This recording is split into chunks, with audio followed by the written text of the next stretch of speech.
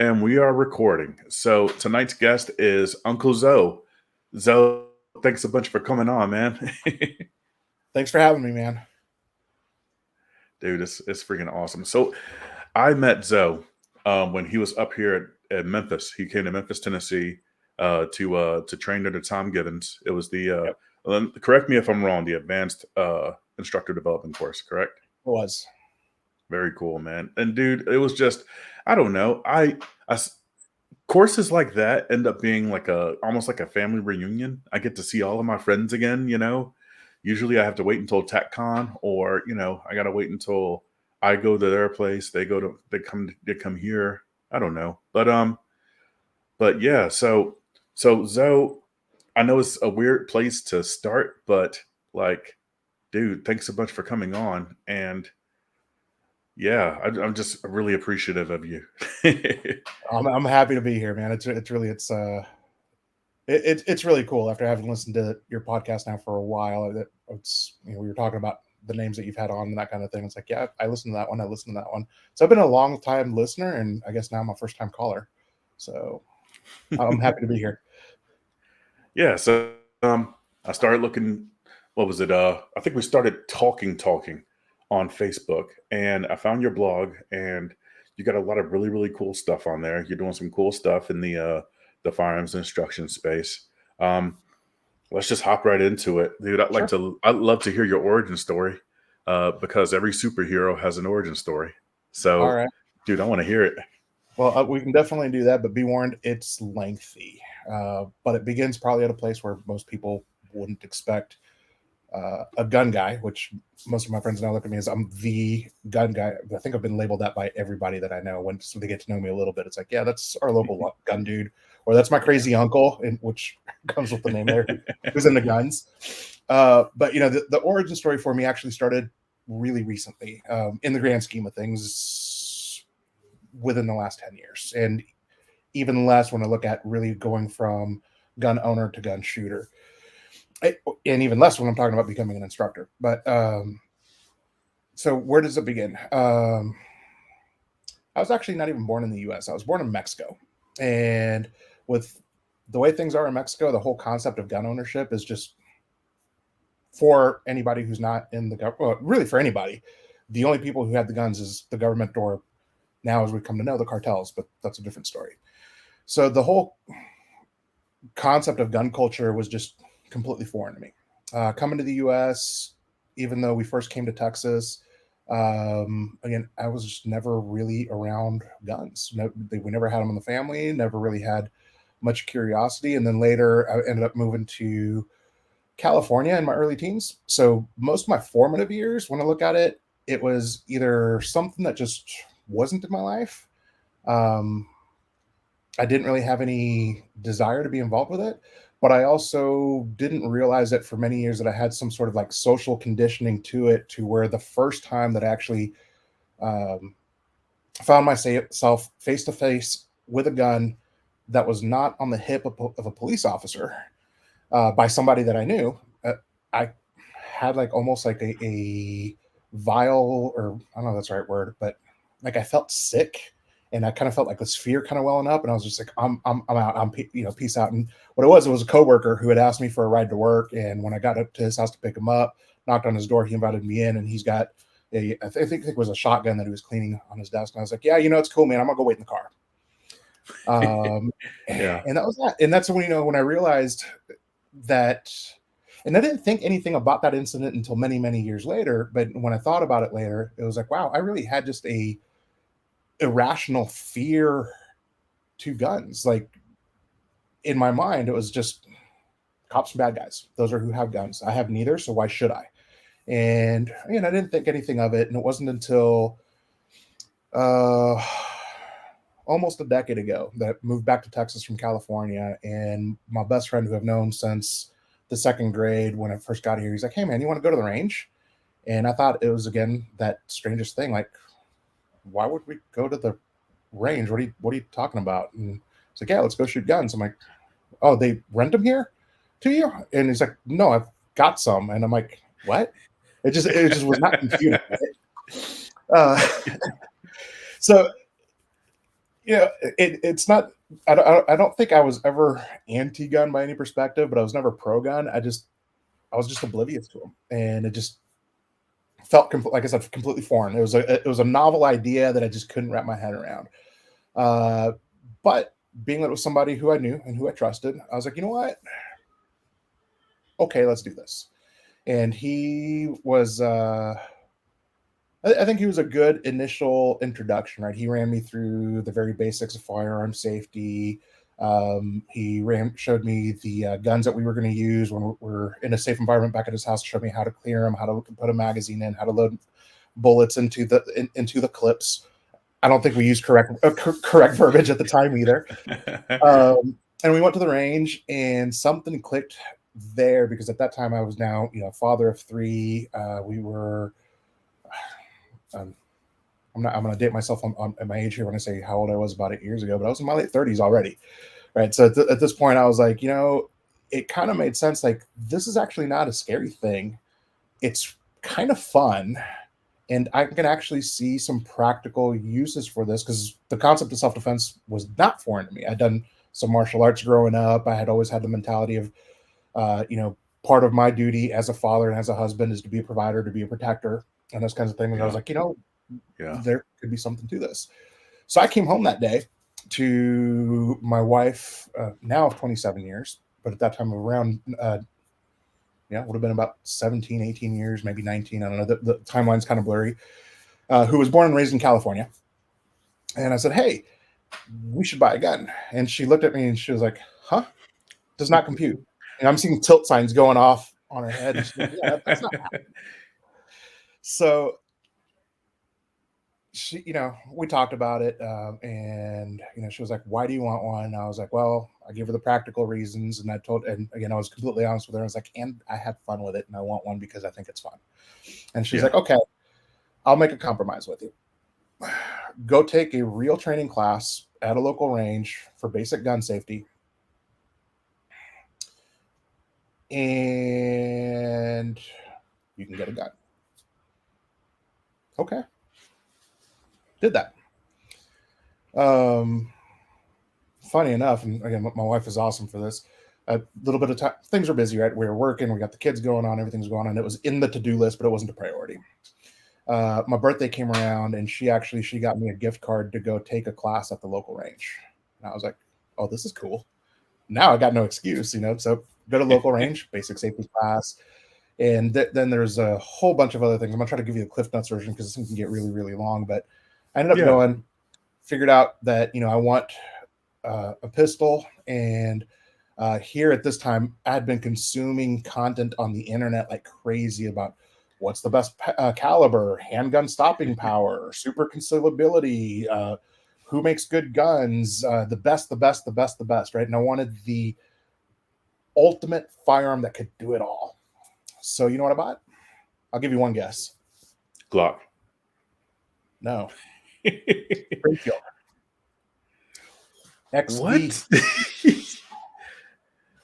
In 45, the XDS, the little tiny one, single stack that carries like 8 rounds with 45 that weighs nothing, because I'm a macho man who can handle a 45. This thing has the ultimate stopping power, and I didn't know anything else about guns.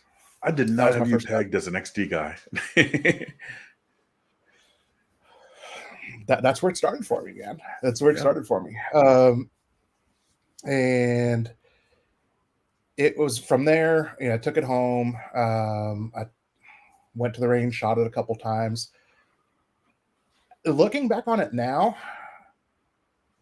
it was a bad decision. It was a horrible gun to choose for a lot of different reasons. I would never recommend it now. I no longer own it. I got rid of it, which it sat in my safe for many years before I got rid of it.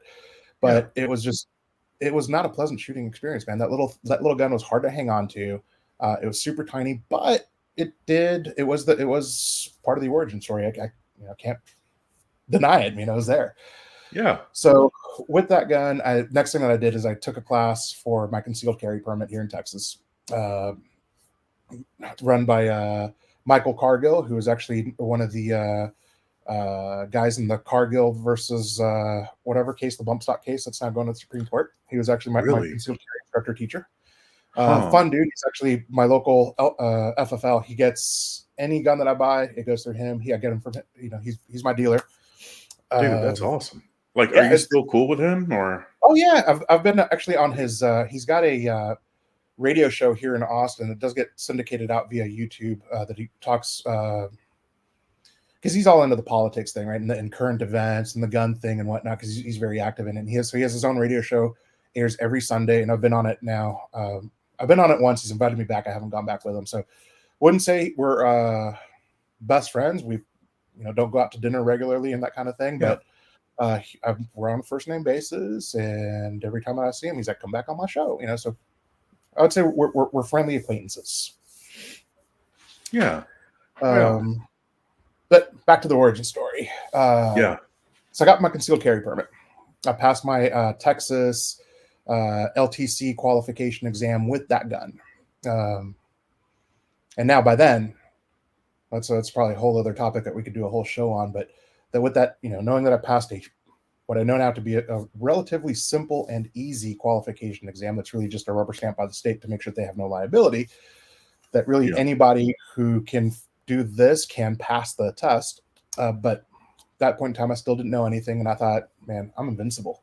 I got almost a perfect score on my LTC test. I've got the perfect gun. I've gone to the range.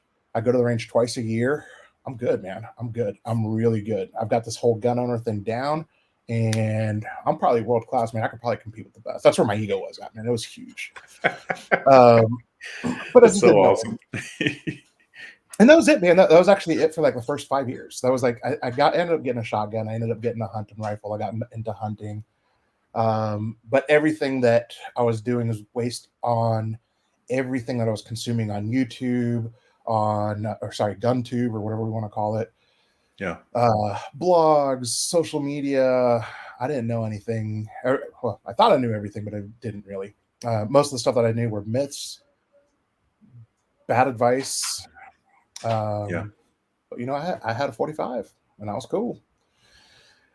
Then about roughly 5 years ago, because that's about how long the blog's been around, my wife decides that she wants to get a concealed carry permit. And so she asks me to teach her. And I hesitated, even though I still had that ego. I was like, you know what?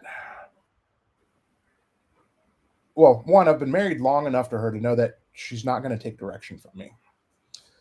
So I was like, let's go take class together as a family. And so I actually got her and my 3 kids. We all went together to a basic firearm safety course. And in that class, was talking to the guy who was teaching it. The guy had an intermediate level class. And I was like, you know what, I'm going to go take that intermediate level class. And she was like, okay, cool, go do that. And so I took that class. And something about that class, like it was a small class. It was like me and 2 other students. But something started clicking that wasn't quite right. Like this instructor shot way better than I did, and I expected it. He was ex-LEO, and he had an assistant instructor there who was the catalyst for everything that comes from that. But that was like kind of the turning point when Uncle Zoe and the blog was born. His name is Sean Hoffman, who unfortunately has passed away. I think you may know Sean Hoffman or may know the name. But he was present there as the AI. He quit that day because the instructor flagged him with a loaded gun. Wow. Doing a demo. And Wow. that was part of the moment for me. Was talking to him, was like, I like what you were teaching. I knew something was off here. I know that I don't know anything, but I thought he knew everything. And then I saw him do a very simple thing that I knew better about. Can you help me? And he was like, yeah, I'm actually just moved to Texas and I'm starting my own instruction thing. I'm just doing this right now to kind of get things started. I'll get back to you on it. I was like, okay, cool. And so about another few months went by, but I had already started the blog at that point. I was like, okay, guys, you guys need to get training, because I just realized that I've been walking around here for the past 5 years thinking I was the hottest shit on earth. Sorry, can I cuss? No, you're good. Good. Okay. Yeah. So I thought I was Yeah. hot shit, and realized that I wasn't. That was my moment of the whole Dunning-Kruger thing that we talk about with as instructors. Is that was when I realized that I had been perched at the peak of Mount Stupid for 5 years. Like, wow, I did not know anything. So And that to me was huge, because I was like, look, if there's people who didn't know anything about gun culture who are going through this, they may be under the impression that all they need to do is buy a gun. And you know, we also know from watching John Korea and some of the stats that we have that sometimes a gun and a winning attitude is all you need to defend yourself with. That's good, but there's so much more available beyond that. And I think a lot of people, when my bias here, just, you know, based on my experience, I'm definitely projecting, uh, but the growth of my blogs suggests that I'm definitely not alone. That a lot of people become gun owners and just get to the peak amount stupid and sit there for the rest of their life. And for a lot of people, that's fine. It works out great. Yeah. But there's a lot more. And so I started blogging about it. Right. And I started sharing my hunting stories, and I started sharing. I shared my experiences about the one class that I took and what the next gun that I had bought, and started kind of doing little reviews. And I tried doing a couple of little political things where I wrote a couple posts for, you know, pro 2A activism, that kind of thing. Again, I had no idea what I was doing. I was just like, I got a blog and I'm just telling my story. But that first year of the blog, a lot of things changed. Since I realized that I didn't know anything about handguns, I was like, I probably don't know anything about rifles. So I'm going to go learn about this. And so I sought out instruction with a local guy who showed me how to shoot long range. And I got to do my first 1,000-yard shot with a rifle, and call my own shot and calculate my own dope and do all those things. And I was like, man, sweet, I want to do this a lot more. But I also learned that that's a really, really, really expensive hobby. Just wasn't going to happen. And then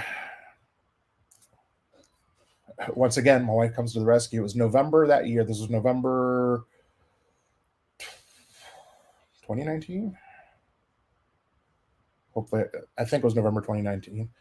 For my birthday, she gave me because that whole year I couldn't stop talking about Sean Hoffman and his class, and I couldn't wait to go take his class, but I never did anything about it because I don't know, I'm like a squirrel, man, shiny things. All these things interest me, and I want to go find out. And I'm geeking out because I'm an engineer. I like the math and the ballistics and everything else. And she's like, oh, here you go. Bought me another gift certificate to go take a full day carbine and pistol class with Sean Hoffman when he had his company Carry the Day, Texas. And yet another moment of, I thought I had stepped off the peak amount stupid, but I realized that I was back on it again. It was a fantastic day, man. I won't give you the whole AAR of what we went through, but the biggest takeaway that I got from him, it was like, there's so much more for this. And he started telling me about who he was training with. And so I started picking up names, right? He mentioned Gabe White. So that was one of the first things on my book. And it was one of my classes that followed not short after. Is like, okay, I need to go train with Gabe White. Jedelinsky. Okay, got Jedelinsky on my list. I haven't done that one yet, but it's on my list. And so he just started rattling things off. Tom Givens. Oh, Tom Givens. I'm going to go take something with him. And I've got this whole list of things that are going on. And he's like, oh, yeah, and by the way, I'm now an assistant instructor at KR Training. And I'm like, who's KR Training? I had no idea. But I think it was about a month later. Oh, yeah. And he's like, and you probably should start shooting competitions if you want to really practice beyond shooting at a square range, because I know the facilities you got here around Austin, Texas. That's where I'm located, right? Which, one of the problems with Texas is we don't have a lot of public land to do this kind of stuff on. So you've got to find places to go shoot. And you either need to have money to be on access to some of the larger ranges, because they're member-only private ranges, or you're going to be stuck to lane-based shooting at the public ranges, and those can be kind of sketchy sometimes. Yes. Not really, but yes, it can. Depends on where you go and who manages them and how they're managed. But that was the catalyst that really turned me from a dude with a blog who had started shooting to, I'm going to go become a shooter, and I'm really going to do this, right? So I signed up for my first IDPA class. I was like, okay, Gabe White, oh, he's coming to KR Training. Went and signed up for the class, and I get a call from Carl Rennan, the owner of KR Training. At this point, I don't know who Carl is. And he's interviewing me. He's like, who are you? Never heard of you. You're not one of my previous students. He tries to pre-screen, especially for more advanced classes, pre-screen students that he's never heard of to make sure that they're good for the instructors that he posts, which is important. Such a great Yeah. Such a great practice. And it is. It really is. And so I told him, I was like, yeah, I've shot a couple of IDPA matches. I've done this. I've trained with Sean. And he said Gabe White was a fantastic class, and I saw that you were hosting them, so I want to go there." She's like, "Okay," and he warned me, or at least I remember. Memory's a little fuzzy, but I want to say that he warned me that Gabe's class was probably going to be too advanced for me. I was like, "Yeah, but I got all year to practice." Okay, and he's like, "Well, you'll be. I'm sure you'll be safe enough. So if you say so, be my guest." And then I think it was like this right around that time. I think it might have even been the same week that I saw Tom Givens was hosting his not the instructor class. It was the combative pistol class, which he no longer does now. Keel has taken the banner for doing that. Yeah. And so I took that class. I don't remember. I want to say it was near the summer. It was the first half of the year because I think he usually heads out to KR around April, May timeframe a year when he does his tour around Texas. And so I went to that class, and oh man, Tom was also a big influence on where I went with it, which was like the things that you do as a self-defender need to be deliberate. Everything has a purpose. You need to take this stuff seriously. It's a lifestyle, and that kind of struck a chord with me. And again, that gave me input for my blog as well too, and putting stuff out there.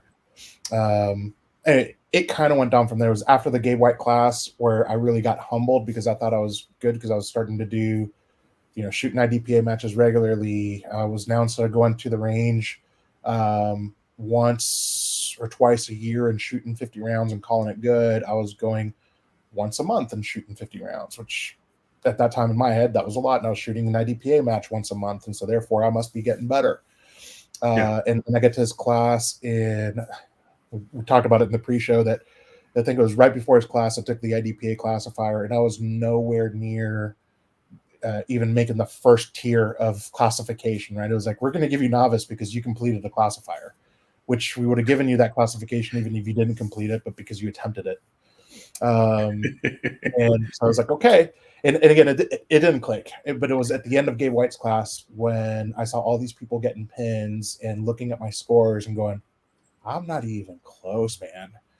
That I started kind of paying a little bit more attention, saying, if I'm really going to do this and be a good shooter, again, at this point in time, no intention of becoming an instructor, I really need to get on it. And so next year, and at this point, I started knowing the people that were coming through. I still hadn't taken a class with Carl. And I was like, I've got this school that's right next to me that hosts all these awesome instructors and has classes every single weekend.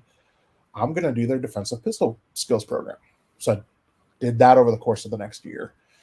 And it was probably about a year after that I finally said, you know what, I'm really going to do this, and started doing the dry fire practice and really going and becoming a shooter. And it was about 2 years ago now was the first instance where the blog had grown a little bit with all the articles that I'm writing about self-defense and writing about hunting and doing gear reviews, that I started getting readers saying, hey man, I started doing this thing that you talked about. And I shared this with a couple of other folks now. The first class that I took with Tom in his instructor class, when he has us go up and introduce ourselves, right? And I'm sitting here, and I think I was the last person to be introduced for that class. And I'm sitting here in Shreveport, Louisiana, at the Red River Range with a bunch of people I didn't know because I wasn't in that community yet. With everybody introducing themselves, and I'm listening to everybody, and I was like, I'm so-and-so, and I've been shooting for these many years, and I've got law enforcement experience. I've been an instructor for this many years, and I'm sitting here, I'm like, okay. And it's my turn. I'm like, hi, I'm Zoe. I have a blog.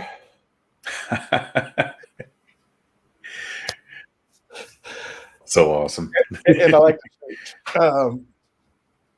But it was that year when I had a reader saying, hey, I'm doing this. It's something clicked, and I said, you know what? This stuff is serious, man. People are taking this and they're doing things with it. And it's not that I don't think they're being safe, because I've been adamant about teaching, or not teaching, I wasn't really teaching, but writing about doing these things safely and being responsible with them. And what are the rules of the lifestyle rules of gun safety and those kinds of things. But I was like, now we're talking about, this guy said something that they're doing as part of their preparedness for self-defense. Yeah. If I put something out there that's not good, and this was me getting in my own head, man, because I'd been fed so many myths by that time that I'm working on dispelling about, stop arguing about caliber. It doesn't really matter, especially when we're talking pistols. Yeah. It's placement. Yeah.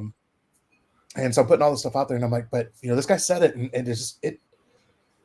I'm trying to find the right word here. It's almost like if you're going to be giving advice on something so important, you better know what the hell you're doing. Yeah, Right? but that was the what I decided that I needed to do, but it was because it weighed so heavily on my shoulders. I was like, if this dude's out there and he uses it and he gets hurt, or worse, dies, or ends up in jail, or somebody that he loves ends up dead, hurt, or in jail, while that's not directly on me, it is, because I Yeah. influence that. There's like a moral And responsibility and there's liability attached to it. that's it. And so that was when I was sitting at KR, and I was talking to some of the folks that I consider my local mentors, right? Because I see them on a regular basis, right? Carl Wren, John Dobb, Yeah. Tracy, who's over there. I mean, he's got a bunch of good guys. And I was talking to John Dobb specifically, and I was like, hey, man, Tom's coming around for his instructor development class, and I think I want to take the class. Do you think I can do it? And he looked at me and he's like, you're not seriously asking me this, right? I'm like, yeah, I know. That is silly. I shouldn't even ask. He's like, no, dude, you're stupid. You're writing about this stuff. You're already teaching it. You're a good shooter. Just get out there and do it. Yeah. I was like, oh, okay. and Tracy overheard that, and she's like, yeah, and after you do that, you need to come to TACCON. I'm like, what's TACCON? So, oh, wow. I've literally been drinking from the fire hose for the last 4 years about everything shooting, about learning how to shoot well, getting involved in competition, learning to teach. And at this point, probably one of the things that I'm probably most proud of, I don't know if that's most proud of, but definitely a feather in my cap, was after going through, in 1 year, I less than a year, I think it was about 8 months, I did Tom's basic instructor class. 2 months later, might have been 3 months, that was in August, and then January, something, almost 6 months later, I did the advanced class where I met you in TopGunMemphis. And 4 months after that, I did the master class down in Bandera. So I'm talking less than 9 months, right? Just whole curriculum. That was definitely, accomplishment. I'm super happy with that because I'm learning a lot. I'm learning a lot of history. I mean, that's probably one of the things that I loved about the whole range master instructor thing. It's, you get the content, you have to show that you can shoot to a relatively high level. But you also get a ton of history, and you build a network of folks who can kind of help you with it, right? And that's probably why we kicked it off when I was like, hey, man, so we met here before, and I came to you and I said, hey, I need help with this because I'm trying to get this off the ground. I don't know how I'm going to do this. And you're like, yeah, man, I'll come help you. We've got this huge network of just folks who help each other, which is awesome. Yeah. But shortly after that, I was at a class at KR. I don't remember exactly which one it was. And Carl mentioned to me, he's like, hey, man, so when are you going to come out here and put those credentials to use? And I was like, what? You want me to what? Is he asking you what I think he's asking you? I'm on staff at KR Training now as an assistant instructor. Dude, I had no idea. Yeah, that's awesome. And I'm pumped, man. I'm pumped. I was at their we had a staff event here at the beginning of this year. I'm actually going to be out there this coming weekend with one of the guys doing a basic carbine class. Forgot the name of the class, but with Doug out there. And it's cool because now I'm getting mentorship. I'm getting to see how the sausage is made, which is pretty cool. It's a lot of work, man. Being an assistant instructor is no joke, but some of the stuff that I learned from Akil and Tiff, from taking their how to be an AI classes getting put to use. And that's, you said the origin story, man, that's how it came about, man. And it's really the whole blog and everything that I'm doing. Like I said, I figured I can't be the only one who went through this. I can't be the only one who was I guarantee you're not neutral on guns and maybe gun curious and stealing the coin from David Yamani there, right? I hope I said his last name right. Yeah, you nailed it. It's helping them. I'm not gonna lie. I want to nudge them over the edge. Go do it, Yeah. because then they come into the fold, and I want to welcome them in. But I also want to give them a couple of stepping stones that they can take, so that they don't go down the rabbit holes that I went down to end up sitting at the peak of Mount Stupid for maybe the remainder of their lives. Right? There's so much more to this. This is a whether you're into pistols or rifles or anything else, right? I mean, there's definitely things that you can do with any of these things for self-defense, for home defense. There's so many different options as far as what's available, but it's also fun, right? You can really make this a really enjoyable activity. One of my favorite things, memory-wise, in the last 3 years that has been awesome is having um, my this is where the name Uncle Zoe came about, because this is what my nephews and nieces call me, and I was looking for something to go with, and I was like, yeah, that sounds cool, but Yeah. never did I think that my sister, who lives in California and definitely has very different opinions about guns than I do, said, "Hey, your nephew wants you to teach him how to shoot." And so here I am, taking my nephew, teaching him how to shoot, and teaching him about gun safety. And now that he knows those things, I know that he's better equipped to deal with the real world if he ever comes across with that, because it's demystified. The curiosity is gone. He has fun with them, but he knows how to have fun with them with correct supervision in the correct environment, or in safer environments, and those kinds of things. Same thing with my kids. Taught them. I have not taught my wife, and I will not, because, like I said, she will not take direction from me. But she's in there too, and that's the origin story, man. And here I am, just kind of trying to spread the word. Man, that's so awesome. So, do you still talk to that guy that first took you out to the range? Oh yeah, my best friend. Yes, we still hang out. He's That's oh, been. very cool. I mean, I've known him since the second grade. I mean, he's literally. And when I say I've known him since the second grade, he was the dude for me throughout all of elementary school and into middle school, who we were kind of like inseparable, right? Either we took the same bus home, and we lived, a couple blocks apart. So he either came home and hung out after school with me, or I went to his house with him. We had sleepovers across the weekend. Even when I moved to California, my parents made it a point to where I would fly out back to Texas to kind of hang out with him for about a month, and then he would fly out for the other half of the summer with us. And so we were kind of inseparable, kind of growing up. And the funny part is, even though we kind of split ways after it was around high school, when you start becoming interested in other things like girls, and where it was like, I don't want to go hang out all summer with you because there's girls here that I know, and I'm trying to catch me a couple dates. So puberty does that to people, and he was interested in it Yeah. too. And he's like, it's cool, man. I got things going on here. You got things going over there. We'll catch up later. Cool, man. And years went by, but when I came back to Texas, I actually, and it was just serendipity. I ended up moving to where I was literally a couple blocks away from him again. And so we joke about it, because it was like, now instead of having to go and asking our mothers if we can go hang out, we now ask our wives if we can go hang out. So it's like nothing's ever changed, man, this whole entire time. But yeah, I'm still in touch with them on a regular basis. Man, that's so awesome. That's so cool. Dude, tell me Think, about like, yeah? ironically, he doesn't come shooting with me anymore. No? Not Oh really. man. His interest went elsewhere. He's more into the whole hunting thing. We do Yeah. hunt together, which is cool. I was trying to get him into pistol shooting, because that's one of the areas that I just have so much fun with shooting pistols, that I'm doing that all the time. But he doesn't have the same interest, and he's cool with it. He asks me for advice every now and then. Hey man, I want to get a new carry pistol. I'm like, why? You haven't shot the one that you already have? No, I'm joking. I didn't say that. I was, yeah, man, sure, I'll help you pick another pistol. Let's go do this. You want to come with me and go train with it? No, I'm cool. I just want another pistol. All right, but I mean, you can Oh lead man. you can lead a horse to water, but you can't force it to drink. I Yeah. guess that applies. Yeah, we all got our own path. Mm-hmm. Oh man. And there's nothing wrong with that, man. I mean, it's literally, I have influenced him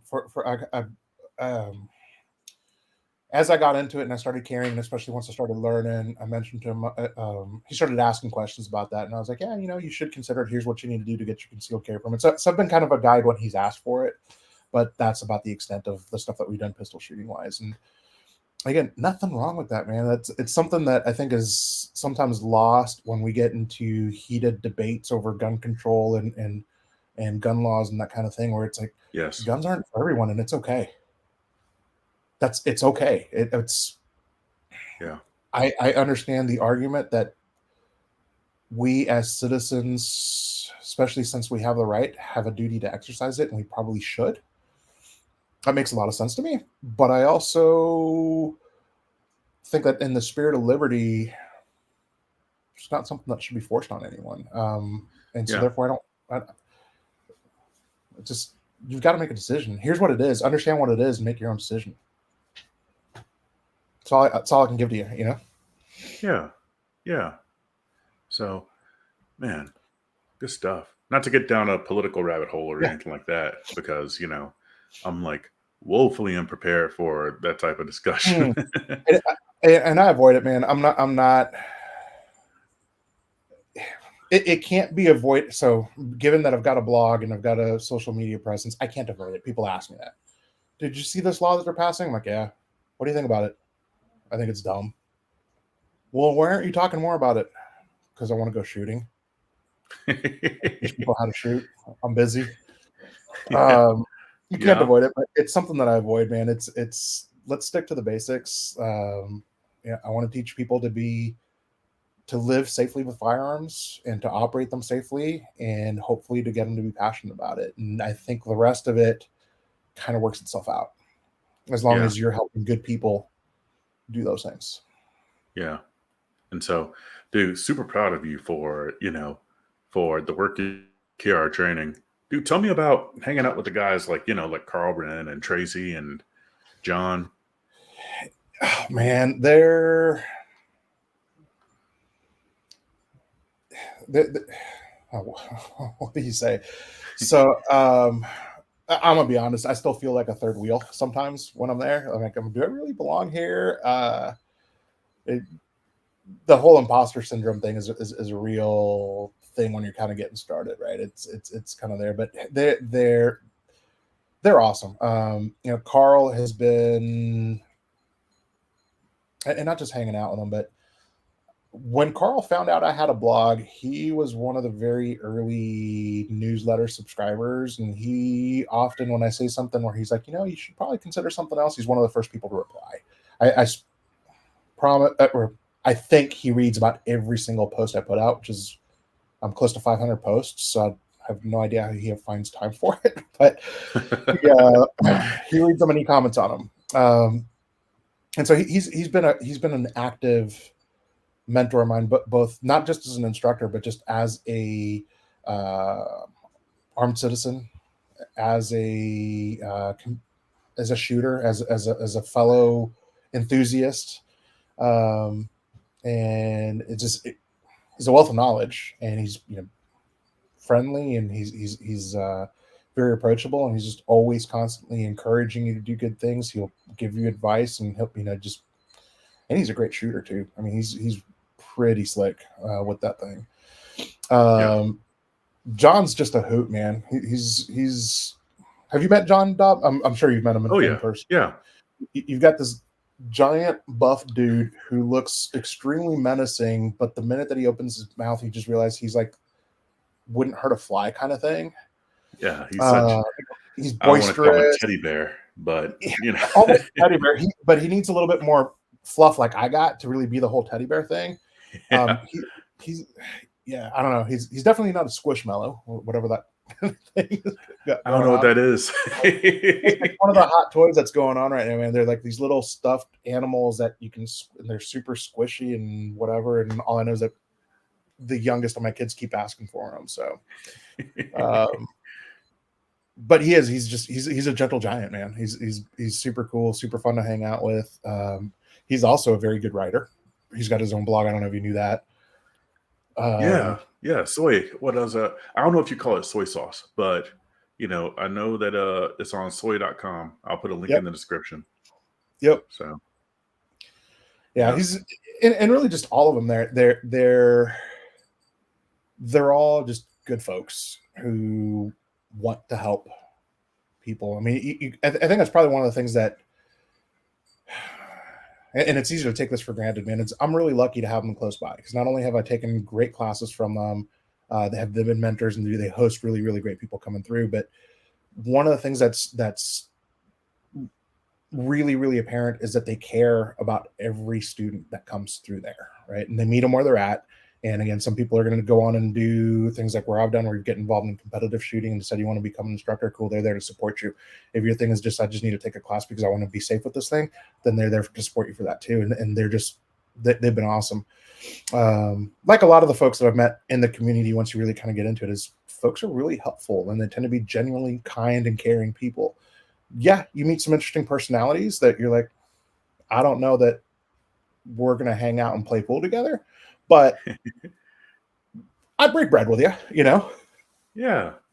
Dude, I'm kind of jealous for you, being in the location where you're at because you got KR training right there, right? Yep, You got Tim Reedy down the road.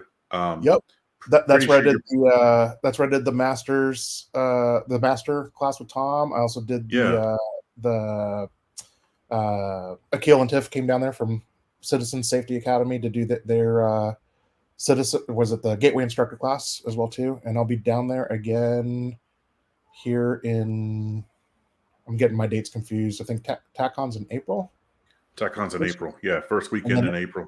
in May I'm back down there to take Tom's new pistol craft instructor development course. Yeah, because like Dallas isn't very far from you. So, No, it's about a 3 hour drive. yeah, it's like 7 for me. So, like dude, yeah, that's pretty awesome. Well, Memphis is about 10 hours from me. When I came up there, I did that driving a day from Austin to Memphis. Oh yeah, Austin. Oh crap. Yeah, that's right. So, yeah, you got that going on. And then what else is there? Let's see. So you got Alex of the Student Shootist. Um, Mhm. I think he's probably somewhere close to you. Like he's closer to I like, think he's in Houston, if I remember yeah, correctly. I think he is in Houston. Yeah. Yep. I don't know for sure. I Um, haven't met him. I know who he is. His name's come up. I think you've had him on the show, haven't you? yeah, I've had him on the show, and you're probably going to meet him at TACCon. I So, probably will. that's going to be a lot of fun. And then also, let's see. So I don't know if Daryl Bolke and Wayne Dobbs are local to Dallas, but Ish. it kind of ish, yeah. Yeah. Or at least I know Wayne Dobbs is up there. Yeah. There's So definitely there's a lot of very talented instructors out here in this yeah, area. yeah. And then that's just the training community. Like Yeah. we're not even looking at like the competitive shooting. Oh my gosh. Like you got Mission 160, you got, Hmm. um you got gobs of USPSA, gobs of Yes. IDPA, Yep. it's what was it? PCSL's getting freaking is getting pretty hot down. Oh dude, it's so much. Yep. It's so much. No, there's a So lot, man. There's again talking about being blessed. We've got the Austin Rifle Club, which is a private range, probably about 35 minutes from my house. We've got the Austin Practical Shooters Club, which is our kind of our local, the most local club that I have to me that hosts USPSA Steel Challenge matches. We've got 3 matches a month out there through that club that I'm a member of, and they're starting to introduce PCSL matches there too. So I'm out with those guys 3 weekend days out of the month, every single month shooting with them. Unless Carl says, "Hey, come help me out," then that takes priority because I'm trying to balance that, man. I love doing both. I love shooting, but I do also love helping people learn to shoot. It's just oh man, like that's what lights my fire. I've stayed up many a night wondering which one, like if I could only do one, if I could only shoot or if I can only teach. Like I'll ask you this. How about this? So let's say you got the blue pill, right? And on the blue pill, you become like a world famous, not world famous, but you have the skills. You will gain the skills to become one of the most capable instructors on the face of the planet. Instructor, coach, yeah, trainer. Yeah. Like you would have those skills in that pill, right? That's the blue pill. And then on the red pill, you will become a grandmaster, world champion, not really so much just bestowed the title, but you would have the skills to achieve that. So, which pill would you take? It's the blue But pill. the blue pill? Yeah, there's no doubt about Yeah. it. Um, Yeah. the right, so here's the thing, right? It's and I'm cheating here. With the blue pill, you get the red pill too. That's a reality, because if you're That's, teaching folks, that means you have mastery of the principles of the mechanics, because you have to know about them to be able to teach them. Now, granted, there is a lot more to it, to teaching firearm. I use the term here pretty loosely, because when we're talking about that, we're also talking about teaching self-defense, encouraging people to learn about medical, encouraging them to learn uh, um, hand skills, to understand. There's a myriad of things: the legal aspects, the aftermath. In fact, I've got a couple posts right now that I'm working on that I'm just like, man, there's so much to it to help make somebody a well-rounded person. But you do get to do the shooting part, and you get to teach people how to shoot relatively well. And some people, you get to teach them and help them and coach them shoot at a much higher level. So you get the best of both worlds. And the reality too, I think, as much as I would love to have the skill to be a grandmaster shooter, man, I got started here a little bit late in life. And the reality is that age is not forgiving, right? The eyes start to go, nerve impulses start to go, yeah. your mobility starts to go, your balance starts to go. And so it's something that, while I'm not saying I will never be a grandmaster, and it also depends again on will I ever walk away with a national title? Probably not. That's okay. There's probably something to be said. Well, I don't have the physical skill. I'm definitely not in the shape to do that. I don't move as fast as those guys. And I'm just getting old, man. So with all that, I think that's not that I'm going to stop working towards it, but I think it would be unrealistic, and it's something that's going to fade quickly, sooner than going with the blue pill route and becoming the instructor, because you still get to shoot, you get to teach it, Yeah. you know what to do to make yourself better, and you can definitely, doing that, you will be able to unlock and achieve the most. You will be as proficient as your individual physical limitations will allow you to be. So you get the best of both worlds. So it's no contest for me. Man, yeah. Wow. Yeah. Dude, I'm gonna start asking more people that, because that's profound. Dude, yeah. So what's next? What's next for Zoe? I know you're going to TacCon. Can't wait to Yeah, see you. Can't wait to hang out with you. Can't wait to share a beer with you. Um, that'll be let's fun, see. man. And then Yeah, what TACCON's else you got? next. I mentioned them. I'm going to be doing some more, taking some more classes as well too. Actually, I'm slowing down this year. Last year I took a lot of classes. I'm still taking a fair bit this year. I think I'm looking at probably 80 hours that I'm going to do. I've booked some time with Ben Stager this year. Booked some time with Gabe White again for my third time. I'm going back for my turbo pin. Yeah, Uh, baby. Yeah. I've got my light pin. I want my turbo pin. And if I don't get it this time around, then I guess he's going to get money from me yet again later on down the line, because I'm going to get it eventually. I'm not giving up. Um, Plus, he's just such a good dude to hang out with. That's it as far as training and what I'm doing professional, as far as what I'm doing for me as getting better. The other things that I'm working on, obviously, I'm going to be every opportunity that I get to help out at KR training, I'm going to be out there doing that. But I'm also starting to put together a couple of online courses, because again, we've got it's hard getting here, finding places to do full classes, multi-day classes. I don't have the name for it. Maybe I will someday. Who knows? But I'm starting to put a little bit of a curriculum for helping people get started, rather than them having to go and search through the blog and working one-on-one on, here's a link, go read this, go do that, and answering individual questions, which was fine. I want to start putting together a low-cost virtual-based class that can be done to kind of help guide people through those first steps, right? And I'm basing it on, I'm going to steal a little bit of stuff that I've learned from KR, from John Dobb, particularly because he's done a lot of work with the concept of minimum competency, Yeah. which, if you haven't read his work on that, you should. Not you particularly, but anybody who's listening to this I still who's want to read interested in Instructor, you definitely want to read it. But I'm kind of breaking that down to say, what are the components of competency for that makes minimum competency capable? A lot of that's presented for what's the minimum competency for an armed self-defender. What skills do you need to have? How fast do you really need to come out of a holster? What kind of hits do you need to get at what distances? Those kinds of things, which is great.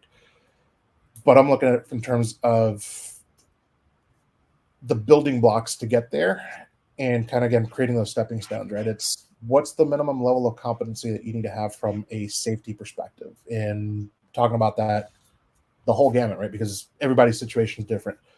What I need to carry safely and to store my firearms safely and everything that's involved with that is going to be way different than what you need. We just talked about this earlier, Memphis. You've got young children in the house who eventually we're going to start walking, and I'm sure you've got some concerns or have already had to start thinking about what you're going to do around that as that kid starts moving around, becoming mobile, especially when they start grabbing things. Yeah. Your concerns there are going to be different than for me, who my youngest is about to graduate from high school in a couple years, so it's different, right? So yeah, everything from that to say, okay, what do we need to do that, and say, okay, let's put these competency building blocks, and less on the skill side, because that, to a certain extent, that needs to happen in person. I think we can do definitely some things with dry fire virtually and that kind of thing, but at some point you've got to put rounds downrange. And so for that, I'm going to say, Yeah. you know what, I'm not going to focus on that. I just want to kind of do the building blocks of the things that they should know, the things that they should consider, the what to expect, right? When you go to the range, here's what you're going to expect. What are some of the minimum things you want to take with you as far as personal protection equipment, basic range etiquette. You're going to get hit by hot brass at some point. When that happens, don't freak out. Like, they're trying to take some of those things that we take for granted that are going to be novel experiences for them. Like, oh my God, there's something hot going down my shirt. What do I do with this thing? Put it down. Let go. Now you can do all this stuff that you're going to do with a freak out because you got something hot going down your shirt, right?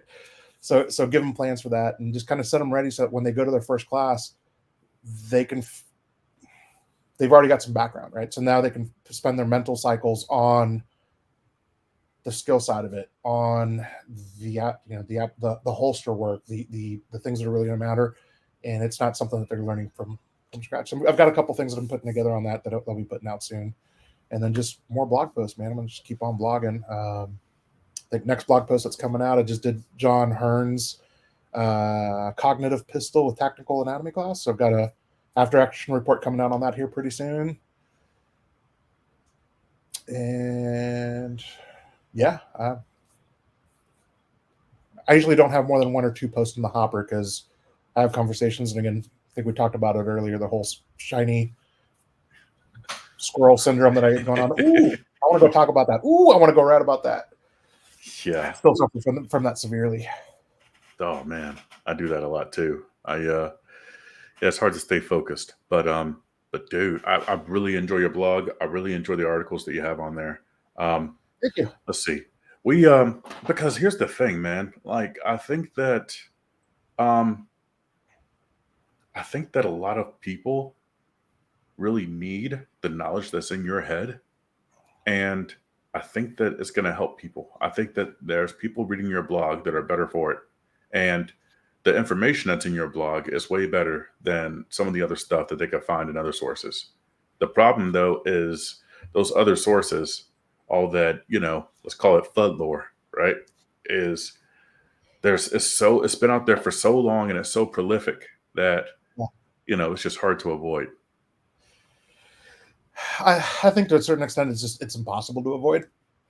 To be honest, I still come across it, and I've got to kind of cross check that, because sometimes you read something, I'm like, yeah, that kind of sounds right. It can't be, is it? I don't know. And then I've got to go research it all over again. But that's the goal of what I'm doing, right? Is I see something, I learn something, I write it down, and I share it. Right and on. sometimes, and I try to, again, kind of stay in my lane here. It's Um, and I've had to update this before. I used to have a disclaimer on my blog that it was for entertainment purposes only, and that I was not a professional, and that I wasn't even an instructor. So you probably shouldn't listen to anything that I'm writing in here.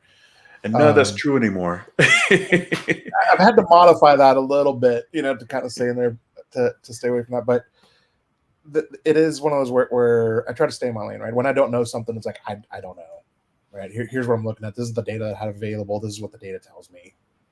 And I think some of the most recent things that I've gotten into lately that I've started writing about is got a couple posts on shotguns. I've finally gotten into this whole scattergat thing last year.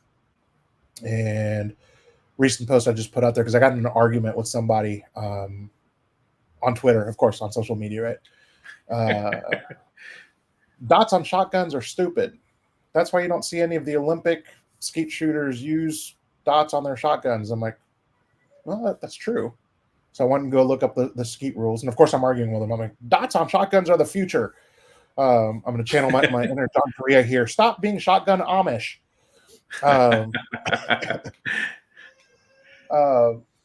And of course, my whole point of view is coming from looking at some of the stuff that I see in 3-gun, right? Where I see these 3-gunners that are doing their open division or whatever their modified division, whatever it's called, and they're running dots on their shotguns. I was like, there's no way that Jerry Michalek puts a dot on a shotgun if it doesn't make him faster. It's got to be at least equal, right? I'm not going to argue with him. World champion. Facts. But then again, world champion skeet shooters don't have them. So that got me curious as to, okay, well, what do we have? So I started kind of putting some data together. I'm like, what can I pull from the last couple of 3-gun nationals, right? What are the differences between the times that these guys are posting on shotgun only stages, because there was a couple of them in the last one, the last nationals, with the guys with dots on their guns, on their shotguns versus those that don't. On one stage, and I think I compared tactical division to, I got to go back and look at the post, but another one where it's like the real difference was the dot, right? If you go all the way to open, those guys just blow it out of the water, but there's so many other differences in their guns that at that skill level, they can capitalize on those differences. So it's like, it's not an even pairing, but I found two that are like, yeah, these are pretty close. Let me compare them. And on one stage, the guys with the dots blew away the other ones. And they had aerials, right? So they had a couple of, when I say aerials, it's a clay being thrown into the air. They had one that was hopping across the thing. So they're tracking that and they're kind of doing that. Yeah, it's not wing shooting. It's not skeet, but they're shooting, moving things out of the air with their shotguns. And then on the other stage, I was like, oh, I'm going to find the same thing. No, the dudes that were not running, the top dudes in that nationals level competition that were not running dots smoked the top dudes that were running dots. I was like, okay, this data is inconclusive. I don't know what I'm talking about. And at the very end of the article, I'm like, here's what I think. Here's why you should consider it. Here's why I've got one on mine. Here's the data that I found. So at the end of the day, I don't think it matters. If you want to put a dot on your gun, put a dot on your gun. I don't have enough information to tell you one way or the other. Yeah, that's the kind of stuff that I'm putting out. Just like, here we go. Let's talk about this. Yeah. So I think it's a kind of wow. There's so many different rabbit holes we can go down with, just all the stuff that we're seeing in this space. And, I don't even think we've scratched the surface, really, Oh, no. It really, I mentioned it earlier. I'm about to reach 500 posts that I've written over the course of the last 5 years. I think I could give you the word count. I did the math on that, and I think by this point I could have probably written like 3 books and had them published. But there's so many things that we can look at in terms of everything from guns, techniques, principles. I don't know how many words I wasted on having arguments about caliber debates. We're really trying to shut them down with the replies of most people going, 45 is better. No, 9 for life. And I'm like, dude, never mind. You guys aren't listening. So back to what got us down this rabbit hole, man. There's a bunch of stuff out there. There's a bunch of FUD lore. There's a bunch of myth. And I don't think it matters how much busting we do. People are going to keep running into it.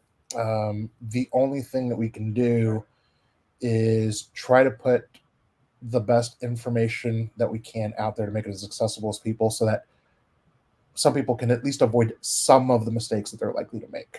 and maybe bust some of the beliefs that they're likely to bring to them, because there's just no defeating it, right? The you're a little lady and you go to the gun store. Guess what? Chances are the dude behind the counter is going to tell you need this little J frame. Yep. And I know you're shaking your head now because most of us that are in this space are going, "That's the dumbest suggestion we could hear," and it's actually kind of what's the word that I'm looking for here? It's very sexist, and it actually kind of implies that you don't think that that female is smart enough or capable enough to operate a complex semi-auto, which is not complex. It's bad, and it's a terrible thing to suggest. Yeah. But we're not going to change that.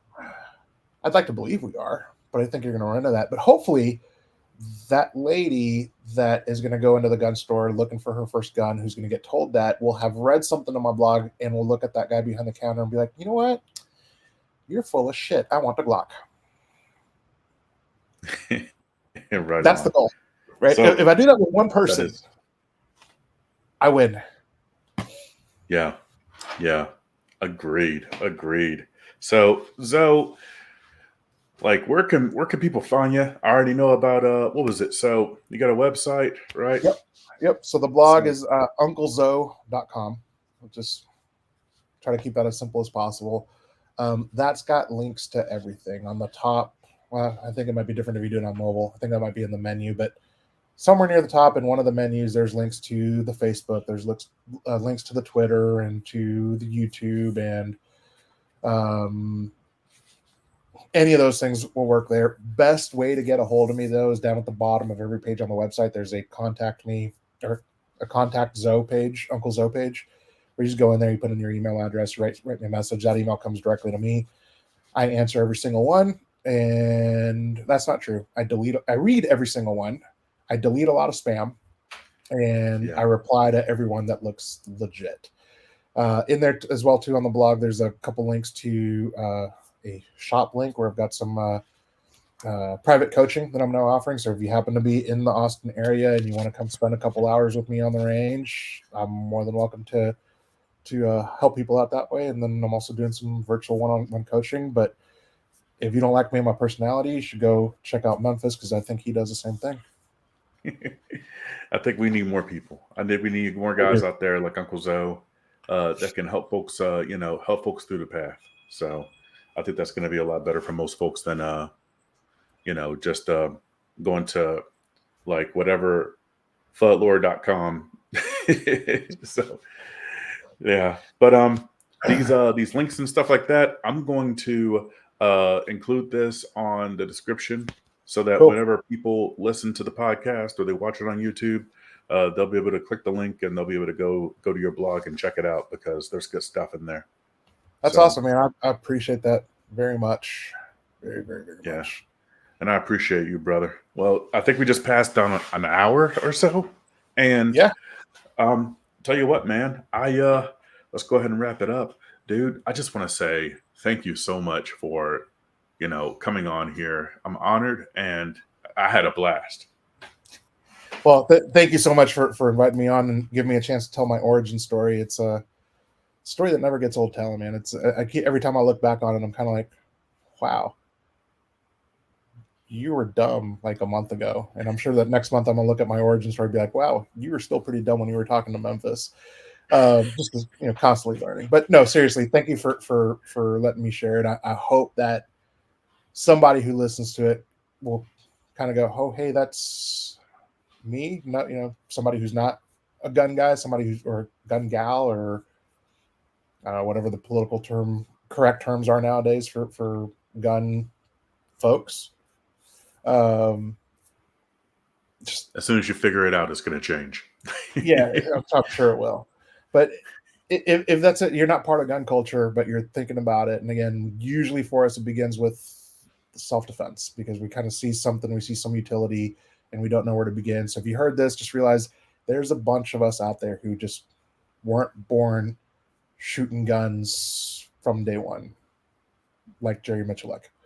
So yeah, hopefully that will encourage you, whether it's to reach out to me or to reach out to Memphis, to reach out to somebody to say, hey man, help me get me through this so that I can make some good decisions, so I can be safe with it, and so that I can have a good experience as you cross over to the dark side. Yeah, right on. I don't And think it's a dark side, it's a light side. it's not. What was it? Like John Correa used to say, like, what was it? A professor of the dark arts, right? Yeah. Because he's kind of a, he's a Harry Potter fan. Yeah, I Yeah. was gonna never So thought about it that way, but yeah, it would be definitely. I guess it would be the dark arts thing, yeah, but yeah, it's fun. I would call it the fun super fun. arts. Anyway, Dark seriously arts. though, thank you. I appreciate you inviting me and giving me a chance to tell my story. Not a problem, brother. And folks, if you're listening or if you're watching at home, I just want to say thank you so much for spending your time with us. There's a bunch of other different things you could have done with your time. You could have spent it with your family, or you could have spent it earning some extra cash. But you're spending it with us. You're sharing it with us.